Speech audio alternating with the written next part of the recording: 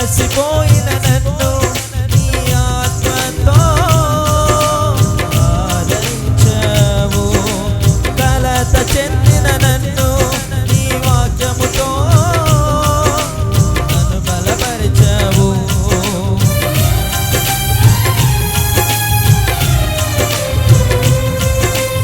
అలసిపోయిన నన్ను నీ ఆత్మతో ఆదరించావు, కలత చెందిన నన్ను నీ వాక్యముతో నన్ను బలపరిచావు.